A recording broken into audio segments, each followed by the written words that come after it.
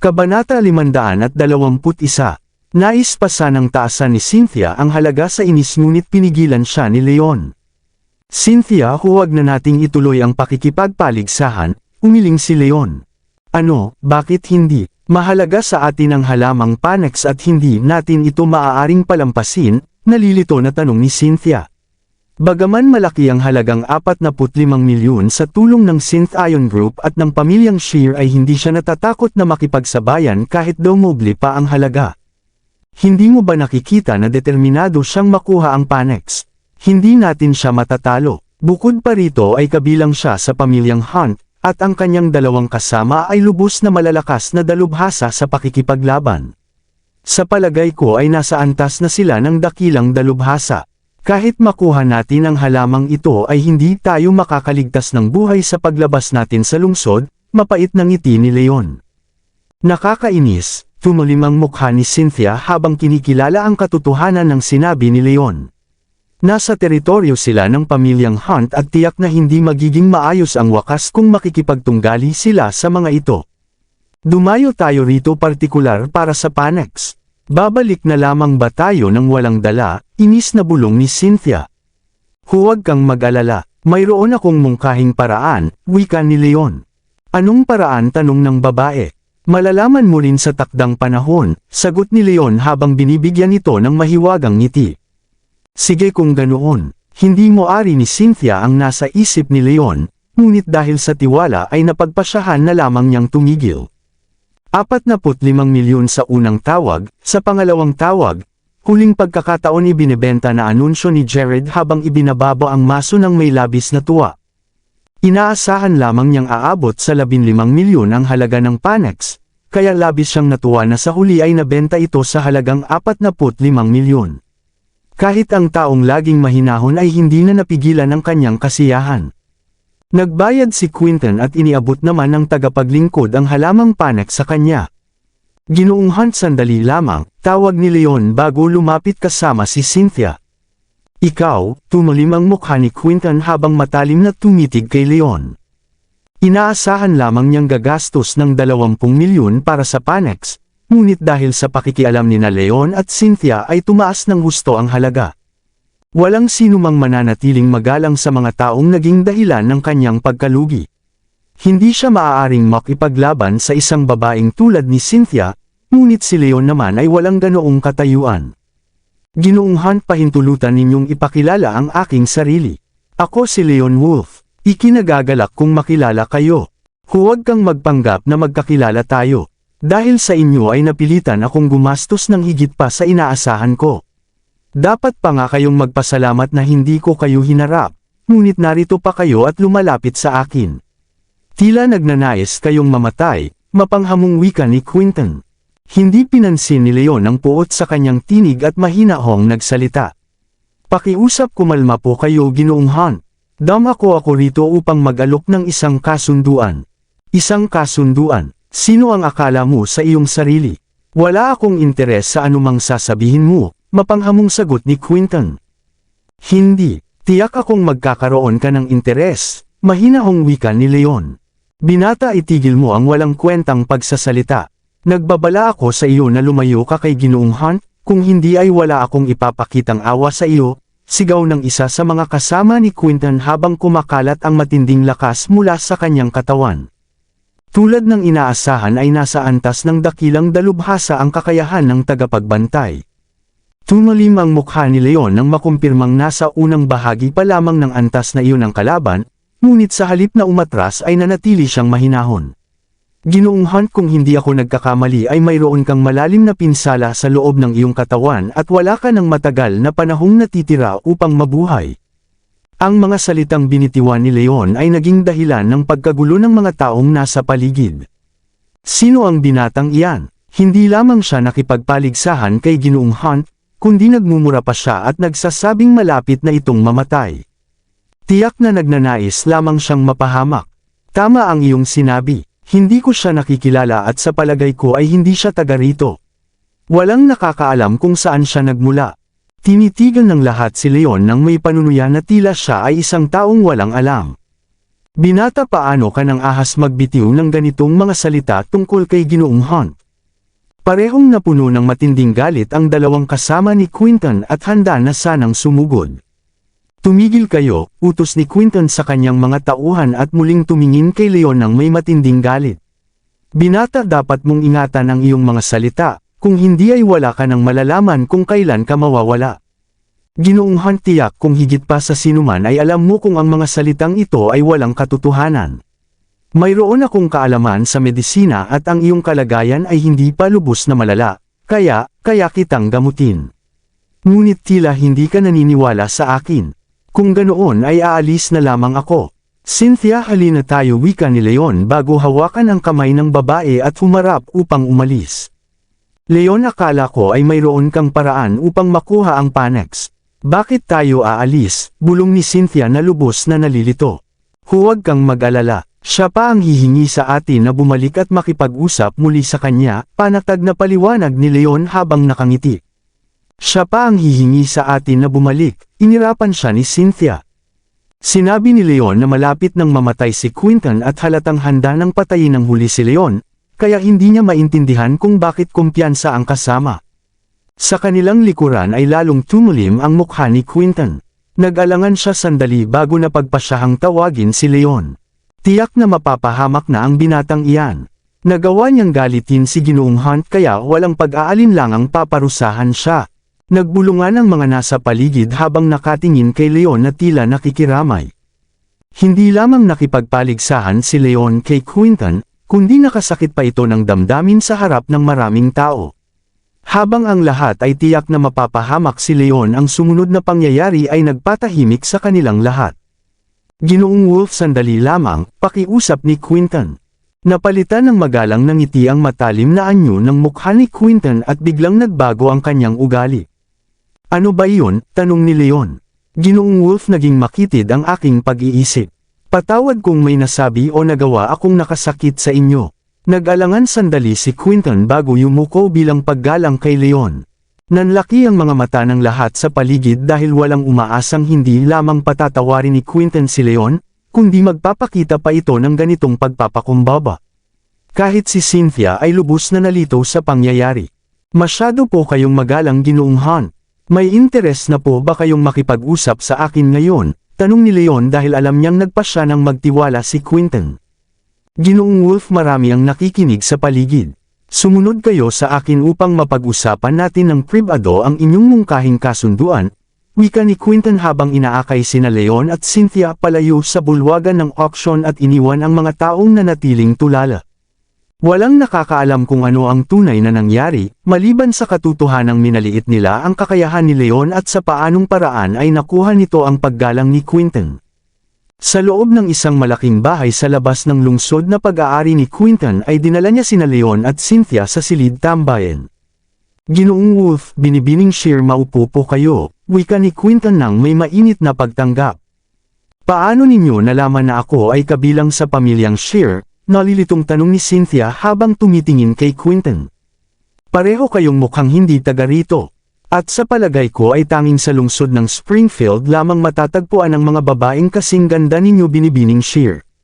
Bagaman hindi pa ako nagkakaroon ng pagkakataong makilala ang 4 na pinakamagagandang babae sa nasabing lungsod, ay narinig ko ang mga kwento tungkol sa kanila, at natitiyak kung kayo si Cynthia Shear ang pangalawa sa pinakamagandang babae sa lungsod ng Springfield.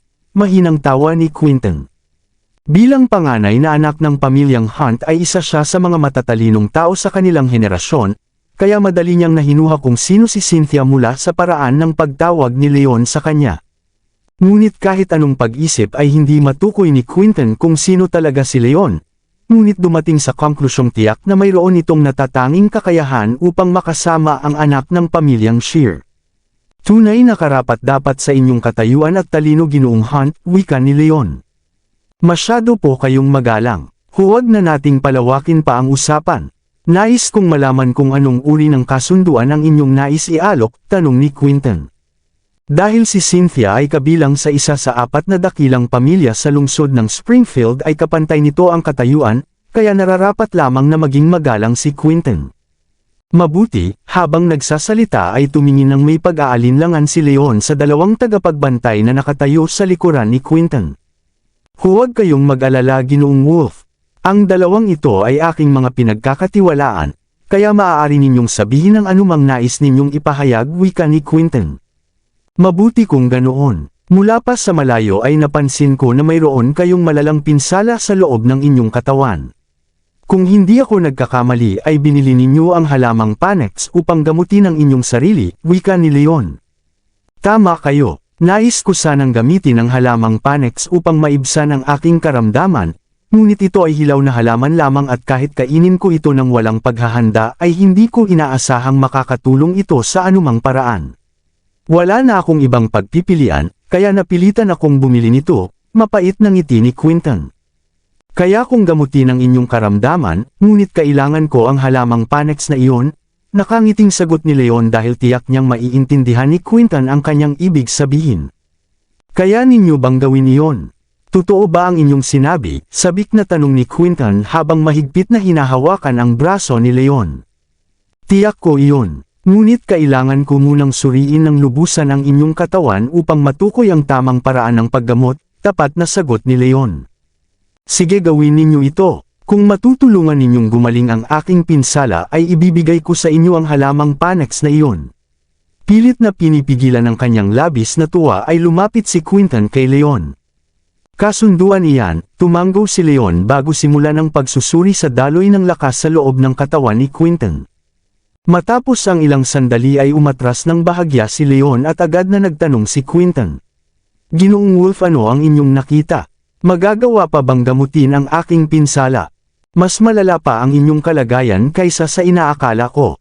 Masyado kayong nagmadali sa inyong pagsasanay, kaya nawalan kayo ng kontrol sa inyong lakas. Ito ang naging dahilan kung bakit nagbara ang daluyan ng enerhiya sa maraming bahagi ng inyong katawan, seryosong paliwanag ni Leon. Totoo iyon. Labis kong ninais na makarating sa antas ng dakilang dalubhasa, kaya minadali ko ang aking pagsasanay. Hanggang sa marating ko ang ganitong kalagayan, pag-amin ni Quinton.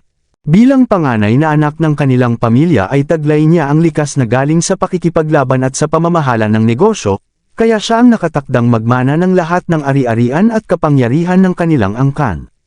Ngunit sa kasamaang palad ay pumanaw ang kanyang ama 2 taon na ang nakalilipas. Dahil wala na ang kanyang gabay ay humina ang kanyang katayuan sa pamilya, at ang kanyang karapatan bilang tagapagmana ay nanganganib dahil marami ang nagpaplano na ibagsak siya. Upang matiyak ang kanyang pwesto ay inilaan niya ang nakalipas na 2 taon sa matinding pagsasanay sa pag-asang maabot ang nais na antas.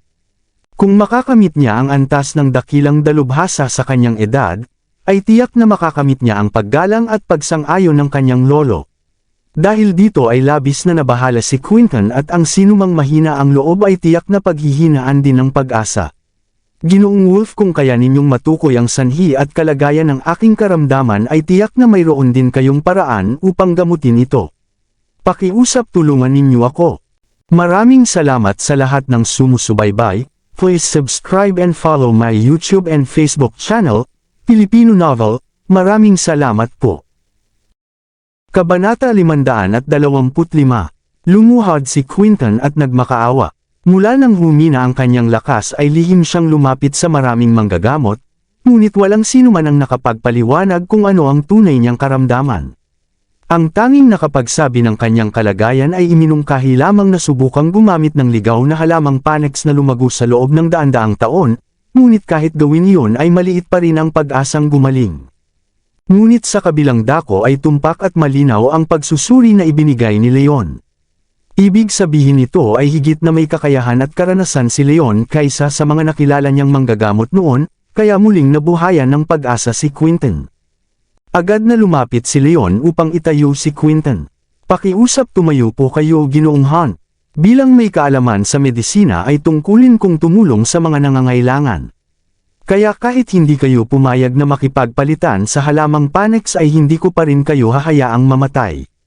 Mayroon na akong naiisip na paraan upang gamutin kayo.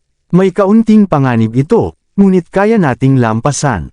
Tiyak kong ganap kayong gagaling. Totoo ba iyon? Napakaganda naman yan. Labis na natuwa si Quinton. Marami na siyang pinuntahang manggagamot, ngunit walang sinuman ang nakatulong, kaya hindi na siya umaasa sa sinuman. Ngunit labis siyang nagulat nang sabihin ni Leon na kaya siyang pagalingin. Ginoong Wolf, maraming salamat. Lubos akong nagpapasalamat, sabik na wika ni Quinton.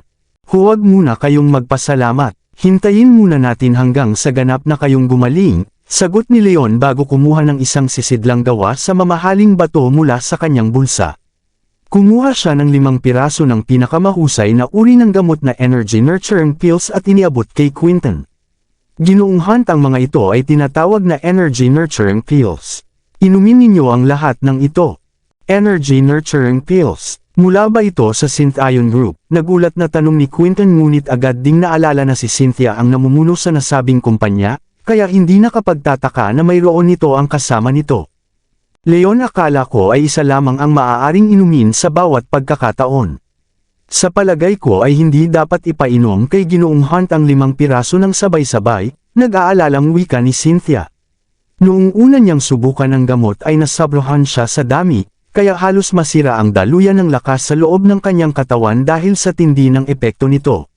Masakit ang naging karanasang iyon, kaya malinaw pa rin itong naaalala niya.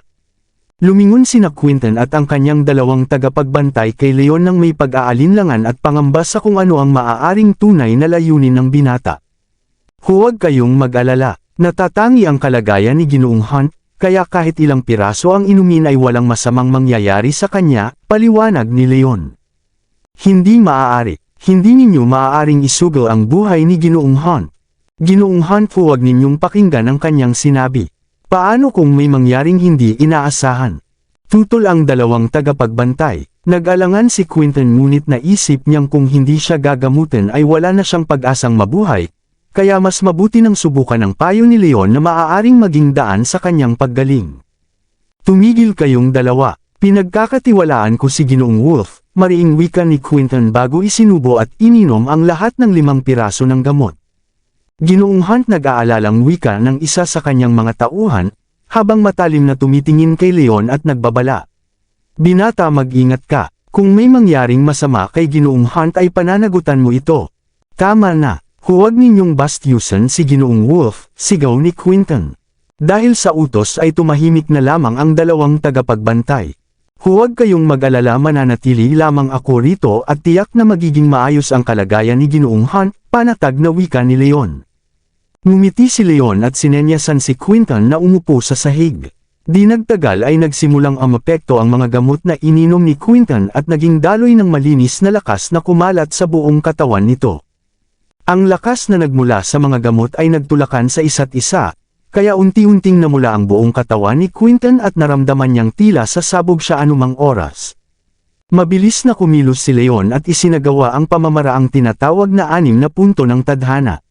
Marahan, ngunit mabilis niyang idiniin ang kanyang mga daliri sa mga tamang bahagi ng dibdib ni Quinton upang maprotektahan ang puso nito mula sa matinding daloy ng lakas. Ang pinsalang nasa loob ng katawan ni Quinton ay dulot ng pagbara sa daluyan ng enerhiya noong nawalan ito ng kontrol sa kanyang kapangyarihan habang nagsasanay.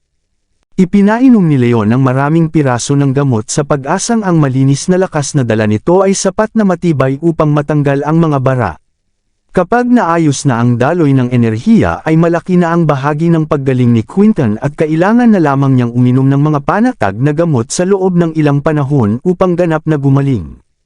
Sinimulan na ni Leon ang paggamot at ang kanyang espiritual na lakas ay pumasok sa katawan ni Quinton sa pamamagitan ng kanyang mga daliri upang gabayan ang enerhiya mula sa mga gamot patungo sa mga bahaging nakabara. Isa-isa at unti-unti ay naalis ang mga bara dahil sa walang pagod na pagsisikap ni Leon. Namutla si Leon at pinagpawisan ng husto habang halos maubos na ang kanyang espiritual na lakas. Ngunit sa kabutihang palad ay malaki na ang bahagi ng mga bara na naalis sa daluyan ng enerhiya ni Quinton. Magpatuloy pa tayo, sabi ni Leon habang idinidiin ang kanyang palad sa likuran ni Quinton. Napabuga ng dugo si Quinton at biglang gumalaw. Ginoong Hunt, ano po ang nangyari? Nanlaki ang mga mata ng mga tagapagbantay at agad na lumapit. Huwag kayong mag-alala, ayos lamang siya, panatag na wika ni Leon habang muling naglabas ng dugo si Quinton. Ayos lamang, Lumalabas ng dugo si Ginoong Hunt at sasabihin ninyong maayos ang kanyang kalagayan. Inaakala ninyong wala kaming alam, galit na sigaw ng isa sa mga tagapagbantay. Tama ang sinabi niya, kasalanan ninyo kung bakit napilitang inumin ng sabay-sabay ni Ginoong Hunt ang lahat ng mga gamot na iyan. Mamatay ka na dagdag pa ng isa habang sumugod kay Leon. Halos maubos na ang lakas ni Leon kaya wala na siyang kakayahang umiwas sa dumarating na atake. Tumigil kayo, biglang iminulat ni Quinton ang kanyang mga mata at kumaway ng kanyang kamay. Naglabas ito ng matinding tunay na lakas na agad na humarang at napigilan ang atake ng kanyang tauhan. Ginoong Hunt, maayos po ba kayo? Lubos kaming nagagalak. Lumingon ang dalawang tagapagbantay kay Quinton na puno ng ginhawa at tuwa. Oo, maayos na ako. Nabawi ko na ang aking lakas at sa wakas ay naabot ko na ang antas ng dakilang dalubhasa, masayang anunsyo ni Quinton. Dahil parehong dalubhasa sa pakikipaglaban ang lahat ng naruroon, ay agad nilang naramdaman na nasa unang bahagi na ng antas ng dakilang dalubhasa si Quinton. Nalampasan na ninyo ang hadlang sa inyong pagsasanay. Binabati ko kayo, Ginoong Hunt, nakangiting wika ni Leon. Ginawa niya ang lahat ng kanyang makakaya upang gamutin si Quinton at labis din siyang nagulat nang makitang nalampasan pa ng huli ang kanyang inaasahan. Lumuhad si Quinton sa harap ni Leon at nagpahayag, "Lubos akong nagpapasalamat sa inyo, Ginoong Wolf. Hindi lamang ninyo naayos ang aking malalim na pinsala, kundi tinulungan ninyo pa akong maabot ang antas ng dakilang dalubhasa. Hinding-hindi ko makakalimutan ang kabutihang ipinakita ninyo sa akin." Bumaling si Quinton at matalim na tumingin sa kanyang mga tauhan. Habang tinutulungan ako ni Ginoong Wolf ay ininsulto naman ninyo siya. Lumuhad kayo at humingi ng paumanhin. Oo, Ginoong Hunt. Agad na lumuhad ang dalawang lalaki. Nagkamali kami kanina, Ginoong Wolf. Pakiusap, patawarin ninyo kami. Tapat na paghingi ng tawad habang puno ng paghanga sa kakayahan ni Leon. Tumayo kayong lahat. Huwag ninyong isipin iyon at hindi kailangang lumuhad pa kayo, agad na wika ni Leon habang tinutulungang tumayo ang tatlo mula sa sahig. Ginoong Wolf, hindi sapat ang anumang pasasalamat na maibibigay ko. Ito ang halamang Panax na ipinangako ko sa inyo. Pakiusap, tanggapin ninyo ito. Kinuha ni Quinton ang halamang Panax na binili niya sa auction at iniabot kay Leon. Maraming salamat. Tatanggapin ko ito. Tinanggap ni Leon ang halaman. Dumating siya sa lungsod ng Sikov para rito, kaya nang makuha na ito ay makakauwi na siya ng may kapanatagan ng loob. Bukod dito ay hindi ko mababayaran ang tulong na ibinigay ninyo sa akin. Kung may kailangan kayo o nais ipagawa, sabihin lamang ninyo at gagawin ko ang lahat upang matugunan ito, dagdag pa ni Quinton. Masyado po kayong mabait, Ginoong Hunt. Sapat na ang halamang Panax na ito. Talaga. Bukod pa rito ay ang inyong sariling galing at swerte ang dahilan kung bakit kayo umasenso. Wala akong malaking kinalaman dito, paliwanag ni Leon. Hindi lahat ng ito ay dahil sa mga gamot na ibinigay ninyo.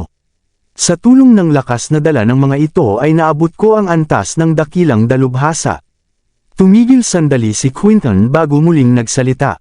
Narinig ko ang mga usap-usapan na ang mga gamot na gawa ng Synth Ion Group ay nakatutulong upang malampasan ng mga dalubhasa ang mahihirap na bahagi ng kanilang pagsasanay. Akala ko noon ay kwento lamang ito, ngunit ngayon ay nakita kong totoo pala. Naranasan na niya mismo ang bisa ng mga gamot at higit pa ito sa inaasahan niyang makukuha. Hindi naman ito kasing husay ng inyong inaakala. Ang energy nurturing pills ay nagsisilbi lamang na pantulong sa pagsasanay. Maliit ang pagkakataong makapag-angat ito ng antas ng lakas ng sinuman. Sa inyong kaso ay naging pabor lamang ang kapalaran, paliwanag pa ni Leon. Marahil ay ganoon nga. Tumahimik sandali si Quinton habang may nabubuong ideya sa kanyang isipan. Binibining share kayo ang namumuno ng kumpanya. Bilang hinaharap na pinuno ng pamilyang Hunt ay parehong may galing siya sa pakikipaglaban at sa negosyo, kaya madali niyang nakikita ang mga pagkakataong maaaring lumabas. Oo, nag-alangang sumagot si Cynthia at likas na lumingon kay Leon upang tingnan ang kanyang reaksyon. Matalas ang isip ni Quinton kaya agad niyang napagtanto na si Leon ang tunay na may hawak ng desisyon sa anumang usapan. Ginoong Hunt, sasabihin ko sa inyo ang totoo. Ang Synth Ion Group ay hindi pa nagsisimula sa paggawa ng pangalawang pangkat ng mga gamot na energy nurturing pills. Kung nais ninyong makipagtulungan sa amin ay maaaring kailangan pa ninyong maghintay, pag-amin ni Leon. Ang pamilyang Hunt ay kabilang sa 3 pinakamakapangyarihang angkan sa lungsod ng Sea Cove na may malawak na ugnayan at sapat na yaman. Dahil sa pagpaplano para sa hinaharap ay kailangan din ng Synth Ion Group na palawakin ang kanilang kalakalan sa ibang lugar, kaya ang pakikipagtulungan sa pamilyang Hunt ay isang magandang pagkakataon. Ngunit sa kasalukuyan ay kulang pa ang supply ng mga gamot upang matugunan ang lahat ng pangangailangan, kaya hindi pa makapagbibigay ng tiyak na pangako si Leon. Ayos lamang iyon, basta tiyak na magkakaroon tayo ng kasunduan ay maaari na nating ilatag ang mga tuntunin. Kapag handa na ang pangalawang pangkat ng mga gamot ay sabihin lamang ninyo at pupunta ako mismo sa lungsod ng Springfield upang kunin ang mga ito. Wika ni Quinton na determinadong makuha ang karapatang magbenta ng mga gamot sa ngalan ng Synth Ion Group. May 2 pang pamilyang katunggali ng pamilyang Hunt, at iba pang makapangyarihang grupo. Kung palalawakin ng Synth Ion Group ang kanilang negosyo ay hindi lamang ang pamilyang Hunt ang maaaring makasama nito, kaya ginagawa ni Quinton ang lahat upang makuha ang pagsang-ayon nina Leon at Cynthia. Mabuti kung ganoon. Dahil nakikita ko ang inyong sinseridad ay tinatanggap namin ang inyong mungkahi, tumango si Leon. Napakaganda ng araw na ito. Tunay na swerte ang pagkakataong nakilala ko kayong dalawa, masayang tawa ni Quinton. Hindi lamang niya naabot ang antas ng dakilang dalubhasa kundi nakuha pa niya ang pagkakataong makipagtulungan sa Synth Ion Group, kaya labis ang kanyang kasiyahan. Quinton, narinig ko ang iyong masayang tawa mula sa malayo. Ano ang nangyayari? Sa sandaling iyon ay isang tinig ang umalangaw-ngaw sa loob ng silid habang papasok ang isang pangkat ng mga tao. Sa unahan ay isang matandang nasa edad 80. Bagaman may edad na ay mayroon pa rin itong matinding kapangyarihan at marangal ang kanyang anyo, at ang kanyang mga mata ay matalas habang ang kanyang lakas ay pumuno sa buong paligid. Siya ay walang iba kundi ang kasalukuyang pinuno ng pamilyang Hunt, si Francis Hunt. Siya rin ang lolo ni Quinton. Sa kanyang likuran ay may 12 lalaki na may iba't ibang edad. May ilang kasing edad ni Quinton at mayroon ding mga mas nakatatanda na kabilang sa pamilya. Sila ang mga miyembro ng 2 at 3 henerasyon ng angkan. Lolo, bakit po kayo naririto? Nagulat na tanong ni Quinton habang mabilis na lumapit. Nagkukubli ka at hindi nagpapakita sa amin, kaya nag-alala ako at nagpasya akong bisitahin ka, kalmadong sagot ni Francis. Masyado po kasing abala ang aking mga gawain kaya wala akong panahong dumalaw sa inyo, nahihiyang sagot ni Quinton. Mula nang humina ang kanyang lakas ay iniiwasan niya ang lahat ng miyembro ng kanilang pamilya upang hindi nila mapansin ang kanyang kalagayan. Kaya labis siyang nagulat nang dumating si Francis kasama ang iba. Abala, sa palagay ko ay hindi iyan ang tunay na dahilan, Quinton. Narinig kong may naging mali sa iyong pagsasanay at nawala ang iyong lakas. Wala ka na bang maipagmamalaki ngayon? Pangungot siya ng isang lalaking kasing edad niya. Siya ay walang iba kundi ang pangalawang pinsan ni Quinton na si Marcus. Paano mo nalaman ang tungkol dyan? Tumalim ang mukha ni Quinton. Hindi niya ibinahagi ang kanyang kalagayan sa sinuman sa kanilang pamilya, at tanging ang kanyang 2 tagapagbantay lamang ang nakakaalam ng katotohanan. Ngunit naalala niyang lumapit siya sa maraming manggagamot ng palihim kaya maaaring may isa sa kanila ang nagkwento sa iba. Quinton, totoo ba ang sinabi niya? Naging walang silbi ka na ba talaga? Tumalim din ang mukha ni Francis. Sa edad na 80 ay unti-unti nang humihina ang kanyang kalusugan, kaya nagpaplano na siyang bumaba sa kanyang pwesto. Bilang pamilya Hunt ay hindi sapat ang galing ng mga nasa 2 henerasyon, kaya ang mga nasa 3 henerasyon ang mas may pag-asa, at si Quinton ang itinuturing na pinakamahusay sa kanilang lahat. Dahil dito ay masaya si Francis at inihanda si Quinton upang maging tagapagmana. Ngunit kung totoo ngang nawala ng lakas ang binata ay hindi na ito magiging karapat-dapat na maging pinuno ng pamilya sa hinaharap. Hindi po totoo, lolo, huwag ninyong pakinggan si Marcus. Hindi ako nagpapakita kamakailan dahil nakatuon ang aking atensyon sa matinding pagsasanay upang maabot ko sa lalong madaling panahon ang antas ng dakilang dalubhasa, mahinahong paliwanag ni Quinton. Si Marcus ay isa ring may likas na galing sa kanilang henerasyon at laging karibal ni Quinton sa parehong pakikipaglaban at pamamahala ng negosyo. Napagtanto ni Quinton na nalaman ng kanyang pinsan ang balita tungkol sa kanyang paghina, at ginamit ang pagkakataong dumating si Francis upang ilantad ang kanyang kalagayan. Sa ganitong paraan ay maaaring mapalitan siya ni Marcus bilang tagapagmana ng pamilya. Ngunit dahil gumaling na at lumakas pa si Quinton ay hinding-hindi niya aaminin na may panahong nawalan siya ng lakas. Totoo ba iyon? Kung gayon ay naabot mo na ba ang antas ng dakilang dalubhasa matapos ang lahat ng pagsisikap na iyong inilaan, pangungut siya ng isang lalaking nasa katamtamang edad. Siya ay tiyuhin ni Quinton at ama ni Marcus na si Matt. Oo, sa tulong ng swerte ay naabot ko na ang antas ng dakilang dalubhasa, kalmadong sagot ni Quinton. Ano, totoo ba ang iyong sinabi? Lahat ng naruroon kasama na sina Francis at Matt ay nanlaki ang mga mata at nagpalitan ng tingin na puno ng pagdududa. Tumawa ng malakas si Marcus. Quinton, kahit nawala na ang iyong lakas ay nagsisinungaling ka pa rin at sinasabing naabot mo ang antas ng dakilang dalubhasa. Magaling ka talagang magpanggap. Alam niya ang naging dahilan ng paghina ng lakas ni Quinton, kaya hinding-hindi siya makapaniwala sa sinabi nito. Hindi ako nagpapanggap. Nasa inyo ang desisyon kung maniniwala kayo o hindi, kalmadong sagot ni Quinton. Mabuti, kung ganoon ay may lakas ka bang makipaglaban sa akin? Kung matatalo mo ako ay maniniwala ako sa iyong sinabi, hamon ni Marcus. Tama ang sinabi ni Marcus. Malalaman natin kung sino ang nagsasabi ng totoo sa sandaling magharap kayo sa laban, pagsang-ayon ni Matt. Sa palagay ko ay hindi magandang ideya iyon, wika ni Quinton. Bakit naman? Natatakot ka na ba? Pangungut siya ni Marcus. Hindi ako natatakot. Nag-aalala lamang ako na baka hindi ko pa makontrol ng maayos ang aking lakas, dahil kakatapos ko lamang abutin ang antas na ito. Ayaw kong maging masidi ang aking galaw at sa huli ay masaktan kita. Kabanata 530, nanatiling mahinahon si Quinton. Ayos lang iyon. Kung masasaktan mo man ako ay tatanggapin ko ang aking pagkatalo, mapanghamong sagot ni Marcus.